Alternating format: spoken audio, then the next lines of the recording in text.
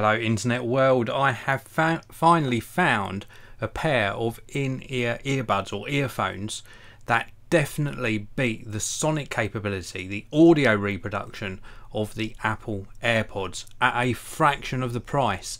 These are the ZeroFire DigiHero 5 wireless earbuds. Absolutely fantastic design. I've featured a lot of these type of earphones or earbuds on the channel recently. These ones sound absolutely amazing. I want to show you the design, also talk to you about the audio quality. So this is the product packaging. I want to mention straight away that these are IP55 water and dust resistant, which is a really important feature. They also come in a little recharging sort of case like this, a tiny case, one of the smallest ones I've actually reviewed. Very cool. There is one negative which I'll show you very shortly, but these actually have in total up to 12 hours of audio playback. So on a single charge you get 3 hours, and then this little tiny case has got an internal battery which you charge via micro USB, and that will recharge your earphones from 0 to 100% a further 3 times, giving you a total of 12 hours or up to 12 hours of audio playback time. Now if you open up the case, you can see these are currently charging. Now if I give you a close-up, the one negative is you see that little ring of lights down the bottom. That indicates they're charging, but I would have liked to have seen the little LED lights sort of separated a little bit better in there, so that we got an idea of how much battery life is left in the internal battery in the case. So that's the small negative, but the audio far outweighs that small negative. Now before I show you the design of the earphones themselves, let's take a look inside the live chat. This is a live chat of course, and do stay tuned. Everyone who's in the live chat and everyone who's watching this video on the main channel, do stay tuned all the way to the latter part of this video. I'm going to give you an update on the channel, very important channel update, so stay tuned for that. A big hello to Sujal Preet, Golden Solution, Galvanized Vlogs and CK2 Gaming, and Mquan in the live broadcast as well. Thank you very much for tuning in, I really do appreciate it. Thanks to everyone in fact for tuning in live. We've got a question from Mquan, but I'm going to take that very shortly. I do just want to cover the earphones first, so do stay tuned. I will answer as many questions as I can in the latter part of this video. So these are the ZeroFire DigiHero 5 Bluetooth wireless earbuds. I've shown you the case. It's a very nice case actually, glossy black finish, micro USB on the back, LED sort of feedback to indicate charging. And then let's remove these earbuds. Inside the box you do also get a charging cable. You do also get some different size silicone ear tips. These ones have got the medium on at the moment. If I show you the earbuds themselves, you can see the contacts on the back there. This is what enables them to charge. If I show you the side profile, this is the side profile of the earbuds. Very compact, nice comfortable fit as well. And then if I show you the back, these are buttons that you push, multifunction buttons for turning them on, pairing, etc, etc. There's also a microphone built in, so you can actually take a call on these earbuds. If you take the call, obviously the music pauses, and then when you finish the call, the music will resume. Now, just to quickly recap on the battery life, 3 hours of audio playback on a single charge, and then when you put them in the case will recharge them up to 3 times. You're going to get a total of 12 hours use. Water and dust resistant. Audio quality. I made a very bold statement at the beginning of this video that these sonically sound better than the AirPods. I just want to clarify, the Apple AirPods I used for around about 48 hours. I didn't make a video on them if memory serves me right, but they sounded really good. Very good. Apple did a fantastic job with them. These sound better. The bass frequency on these is very convincing. They go nice and low. In addition to it going nice and low, it's a very well controlled bass as well. Really nice control on the bass frequencies. No sort of muddy sounds. Just a very effortless sort of lower frequency produced by these. Mid-tones, wow, so much detail and very uncoloured audio in my opinion on these. When I listen to music where I'm doing video editing on my Mac Pro, I use studio monitors which don't colorise the sound at all. It's a very neutral sound. These are well, not the same, but very similar. in that they don't add their own characteristic to the sound. It's just as the artist would have intended you to hear their music. And then higher frequencies, so much detail, very, very clear, very precise, and again, very well controlled. All different genres of music I've been listening to with these, plus my podcast, which I listen a lot to, and they sound awesome on all different genres. Very, very good indeed, and I will stand by my statement. I think, in my opinion, these sound better than the Apple AirPods, and dare I say, I think they also look a little bit better, but that's personal opinion. I just like that these are a little bit shorter. They stay in my ear better than the AirPods. I think it's because this portion of the earphone or earbud goes into my ear as well, so rests on it rather than having just the piece hanging down. I found the AirPods sort of fell out my ears quite a lot, but these stay in nice and comfortably, and they're nice and lightweight. So definitely get my vote, definitely get my recommendation.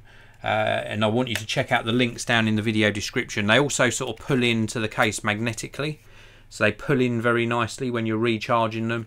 Very, very easy to locate, and they just pull in and start charging from the case. So I think these are a definite must buy. Links down below to where you can pick them up for yourself. Do check out those links. So anyway, before I do the channel update, let's take a look inside the live chat, and I'm going to take M Kwan's question first. Off topic, but why have you reduced video uploads in favour of live streams? Now that is a very, very good question, and I have sort of not changed my decision on live broadcast, but I have sort of stepped back a little bit because of how the algorithm works, and it wasn't working in my favour. Just very quickly, I'll answer your question directly very shortly, but just very quickly, if you live stream or live broadcast on YouTube every single day without fail, so Monday through to Sunday, you sort of get penalised by the algorithm. Your videos aren't shown to as many people, thus that probably explains why my views aren't as good as they used to be. But if you do some live streams, then miss a day, then do an upload, then do live streams, and sort of put variety in there, then the algorithm works a little bit more in your favour. And since I've been doing that, since I've been doing the car weekender videos, I did like a dehumidifier video and a few others sort of mixed in. Since I've been doing that, I've been seeing an increase in views, which is very good indeed, and it proves the point that it does affect your views, it does affect how your videos are shown on the platform, if you do solely live streams or if you do a mixture of content. So I'm sort of backing off on live streams every day, taking the occasional day off, and also uploading sort of once a week, sometimes twice a week, but at least once a week I'm trying to do an upload. In direct answer to your question as to why I've sort of do mainly live streams rather than uploads, it's for a couple of reasons. Firstly, it fits with my workflow a lot better now because I'm very busy on doing commercial video projects, also a lot of other work outside of YouTube, so I'm very busy throughout the day. One reason is, and it's a very good reason, it's valid, I'm always open with you as my viewers, I'm always open. When I finished a video and I push the button over here on my Mac Pro to say finish the stream, then I haven't got to edit the video. So that's one reason, not the primary reason. I'll come on to the primary reason in a short while. But once I've pushed that button, all I then have to do is put in my tags or keywords and then promote the video, because it remains on the channel for everybody to watch after the live broadcast. The second reason, and I think the main reason, which is a few sort of bundled into one, is it's a lot more interactive. If I recorded a review of these earphones, I would record my opinion and then that would be it. The video would be uploaded and the comments would come in, I'd answer the comments. No sort of real interaction during the video. Doing these live allows me to interact with you, the viewer, and this is a very good example of it. If I'd have just uploaded this, I wouldn't have been able to answer your question. So the live chat is very, very good. I think it adds a really good community feel to the channel. The fact that I can look in the live chat, talk to you guys, answer questions either on topic to do with the earphones, to do with tech, or off topic like this one. And I just think it really does make everything just a lot more interactive, and I love doing it. And you've got to be passionate about what you do on YouTube. and when I was uploading every single day, it became a routine, and I wanted to break that routine and challenge my sort of fear of something going wrong in the live broadcast and everything not being perfect all the time. And I wanted to challenge that, step outside my comfort zone, and also be able to talk direct to you. And the funny thing is, things do go wrong during the live broadcast. I stumble over my words sometimes we have problems with the stream, sometimes audio problems, and we deal with them as we're going along, and it just shows that these things do happen, but you can still create good content. So, but the main answer is, of course, because of the interaction. I just love talking to you inside the live chat. So anyway, let's see who else is inside the live chat. We've got Galvanized Vlogs. Good morning to you. We've also got Kresge, Sujal Preet 2. Which phone should I get? The Huawei Mate 10 Pro or the Oppo F7? Out of those two, I'd probably go for the Huawei Mate 10 Pro. There is also a new phone on the horizon from Huawei, so it might be worth waiting. There's also another new phone coming out from Honor very soon, so it might be worth waiting for that. I think it's rumoured to be the Honor Mate... Oh, what was it? I just did a video on an Honor phone just recently. Oh no, the Huawei Mate 20 Lite. The Huawei Mate 20 Pro is rumoured to be happening soon, and that might well be my new smartphone, the Huawei Mate 20 Pro. So there's rumoured a new Huawei phone coming out very soon, so do keep an eye out for that. We've also got S Baggins saying, are they compatible with older iPhones, i.e. the 6 Plus? As far as I know, I haven't tested these on the 6 Plus, but as far as I know, as long as you've got Bluetooth, they should work on the older iPhones as well. But can't give you a 100% definitive answer on that because I haven't tested them. Aaron Stoy, thank you very much for tuning in. I really do appreciate it. Mquan saying, interesting. Thank you very much for acknowledging the answer there. And also Kresge, what is the full charge time of the buds, please? It's round about sort of 3 to 4 hours. Maybe a little bit longer to get up to the 100% mark. So probably actually allow 4 to 5 hours for a full charge. To charge the case, I would say about 6 hours to charge the case. Matthew Gill, hi Dave, just to follow up on my question I asked about the 2018 iPad Pro. I've seen pictures with no notch. Yes, it looks like the iPad's going to stay without the notch, which is good news. You know me and my sort of hate for the notch. So yeah, that is seems to be that the iPad's going to stay with maybe an edge-to-edge screen or near edge-to-edge, very thin bezels and no notch. Anyway, back to the channel update. I was going to give you a little bit of an update on the channel. First of all, I've had one video in the past couple of weeks, the Nikon P1000, where I did a video with that super zoom lens, 24 to 3000 millimeters, which is really hard to use. When you're zoomed in all the way to 3000 millimeters, you need to use a tripod. I did a handheld video of Mars, and that video's proved very, very popular. So thank you to everyone who's watched that video and shared it. Second update, I've got a new camera coming into the channel, hopefully today. Hopefully the new camera lands today. So I'm really excited about it. I'm not going to tell you what camera it is. You're going to have to wait. I'm hoping for it to be delivered. What's the time now? Current time is 10:43 AM. I'm hoping for it within the next 2 to 3 hours. If it does arrive before mid-afternoon today, I will do the video about it today as well. I have already had some hands-on time with one, and it is a very, very good camera. Let me put it that way. Very, very good camera indeed. Also, tomorrow is iPhone XS Max and XS delivery days for everyone, so I hope you get your phone delivered nice and early. I hope you enjoy your new phone as well. I've got a few iPhones coming into the studio, and I will be bringing you a very, very special video on that when it happens tomorrow. If it happens too late, it might slip into Saturday, but definitely within the next couple of days I'll bring you my sort of first opinions or first impressions of the iPhone XS Max is the one I'm going to be bringing you, so do stay tuned for that. With regards to future content on the Geekanoids channel, there's still going to be plenty of live broadcasts. I've also got another 2 car weekender videos lined up. They do take a lot of work, a lot more production work to do those, and a lot more editing, but they're proving to be very, very popular. I'm really enjoying recording them, so do give me a feedback on the car weekend videos as well. You can find the complete playlist on the Geekanoids channel, so do keep an eye out for new videos featuring some really exciting cars.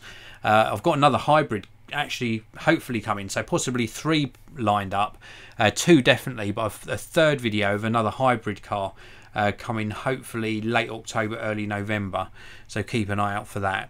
So let's take a look in the live chat one more time. Any thoughts on the Sony Xperia XZ3 from Mark Lovegrove? What I've seen of it, it looks very nice. I think the little touch edge feature, or the edge touch, is a bit hit and miss from what I've seen from the videos. Great screens on the Sony phones, really nice sort of almost stock Android experience as well on the Sony phones as well, and I think it's going to be a sort of silent sort of winner really for Sony, that one. Not a lot's been said about it. There haven't been many reviews online. If Sony want to send one my way, I'd be more than happy to make a video about it, but it looks really nice. Good build quality with Sony phones as well. Sujal Preet 2, last question. Sujal Preet 2, do you think the iPhone 10 is worth the price? Is worth it for the price?